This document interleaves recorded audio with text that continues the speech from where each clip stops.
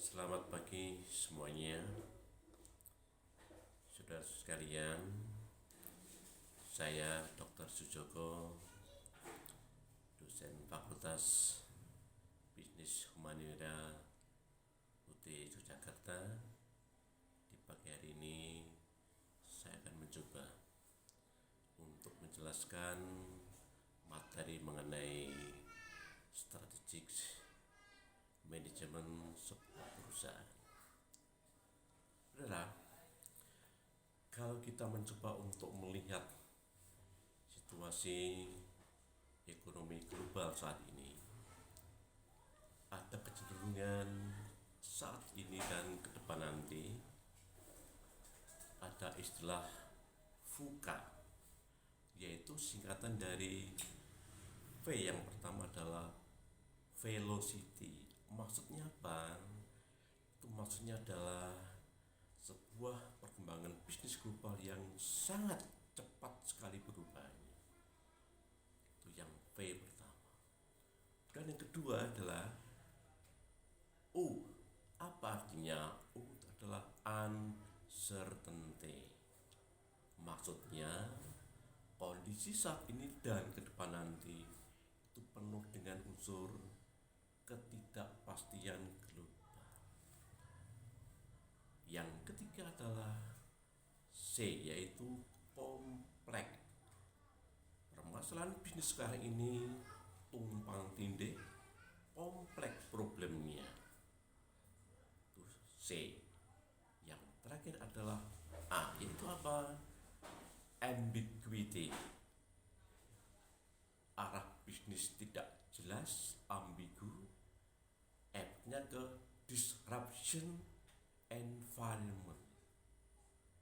Dengan melihat konstelasi environment global seperti ini, manajemen perusahaan korporasi wajib untuk mendesain sebuah strategi bisnis yang fit dan cocok dengan kondisi lingkungan global seperti ini. Maka dari itu, manajemen sebuah perusahaan harus mencoba untuk bisa merumuskan visi, misi, strategik, goal, program, dan anggaran yang harus disetting secara fit.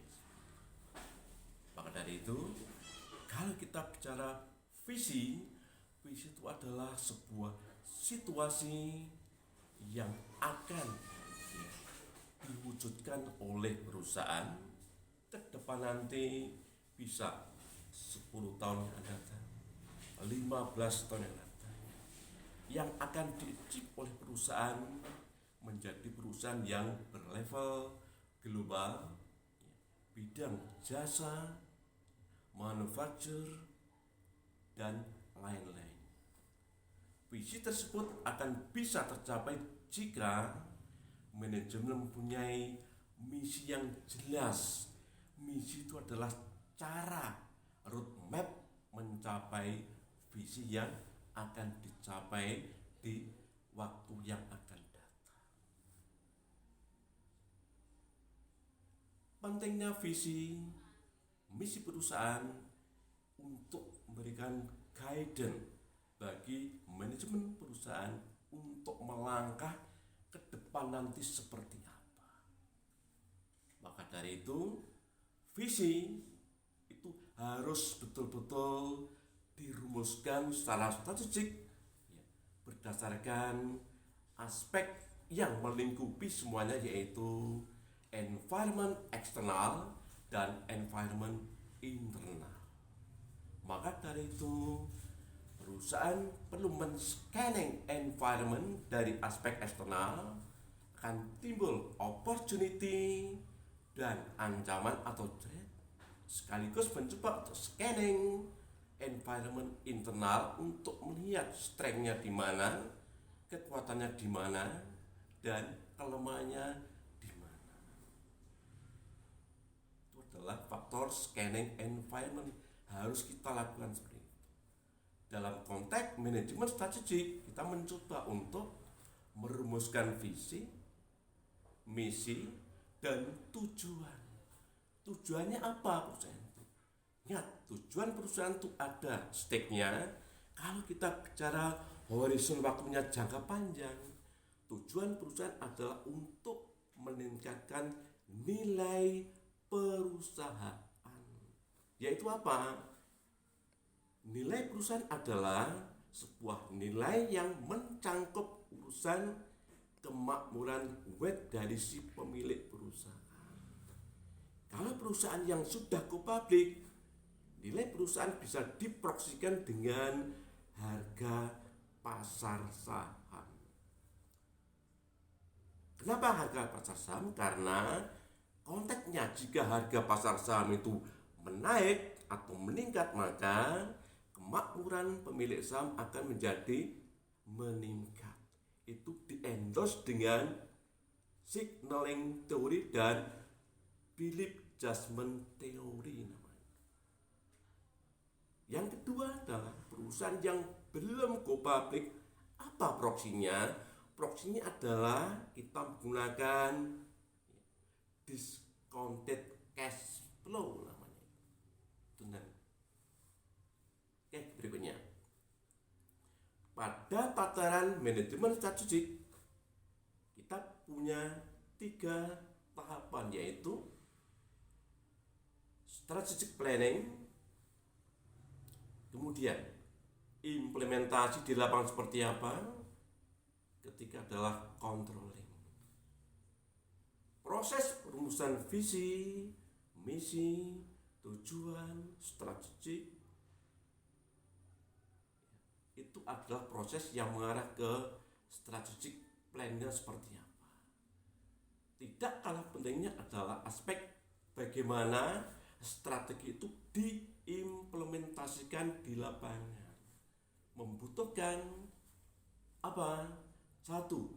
Struktur organisasi yang fit, cocok dengan kondisi lingkungan yang ada. Dan leadership. Penting sekali leadership, yaitu leadership yang mengarah, leadership yang punya visi ke depan yang bagus, namanya visionary leadership.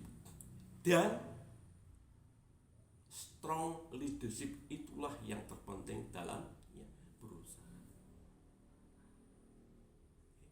Kalau kita bicara sebuah perusahaan, sekarang banyak sekali perusahaan yang sudah mengarah ke korporasi. Ada holding company, di mana holding company ini terdiri banyak sekali strategic business unit atau SBU.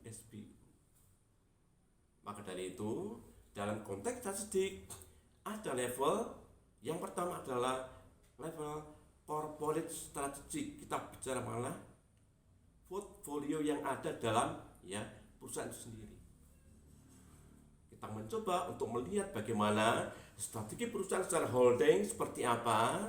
Kemudian kedua adalah strategi namanya generic strategic, yaitu apa? Kita mencoba untuk melihat SBU mana yang unggul, SBU mana yang tidak unggul. Kita perlu mapping setelah itu. Yang terakhir adalah value based strategic atau functional based strategic, yaitu apa? Kita mencoba untuk menerapkan fungsi-fungsi dalam perusahaan, baik fungsi marketing, fungsi operasional, SDM, dan fungsi keuangan. Itu penting untuk dilakukan. Itu bagi manajemen perusahaan yang ingin tumbuh secara sustainable ke depan, strategi ini penting untuk dilakukan secara sinergis, baik corporate strategic, kedua strategic business unit, ketiga adalah value strategic. Penting untuk dilihat. Goalnya kemana? Goalnya kembali tadi, yaitu meningkatkan nilai perusahaan yang diproksikan dengan kemakmuran si pemilik perusahaan. Saya kira demikian dulu paparan untuk materi pertama ini. Minggu depan kita lanjutkan dengan materi yang bersambung dengan materi yang pertama tadi. Silakan. Terima kasih.